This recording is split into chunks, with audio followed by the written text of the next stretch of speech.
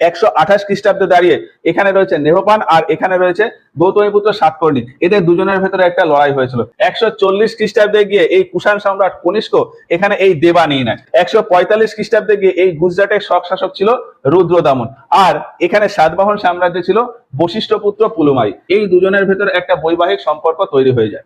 195 খ্রিস্টাব্দে গিয়ে এই সাতবাহন সাম্রাজ্য দুই ভাগে ভাগ হয়ে যায়, একটা হলো বিদর্ভ সাতবাহন আর একটা হলো অন্ধ্র সাতবাহন। 219 খ্রিস্টাব্দে এই যে অন্ধ্র সাতবাহন, এই অন্ধ্র সাতবাহনের জায়গায় চলে এসছে ইক্ষ্বাকু বংশ। 330 খ্রিস্টাব্দে গিয়ে এই যে বিশাল ওয়াকাটাক সাম্রাজ্য, এই ওয়াকাটাক সাম্রাজ্য দুই ভাগে ভাগ হয়ে যায়, একটা হলো নন্দ ওয়াকাটাক আর একটা হলো বাৎসুগামা ওয়াকাটাক। ময়ূর শর্মা এই চতুর্বংশের জায়গায় কাদম্ব বংশের প্রতিষ্ঠা করে আর এর রাজধানী বানায় বনবাসী। এই যে এইখানে হচ্ছে বনবাসী। এই কালভরা বংশের সময়কালকে দক্ষিণ ভারতের ইতিহাসে ডার্ক এজ বলা হয়। 380 খ্রিস্টাব্দে দাঁড়িয়ে এই পুরোটা যে সাসানিয়ান ছিল তার ভেতর উপরে চলে এসছে হুন সাম্রাজ্য, হুন আক্রমণ হয়।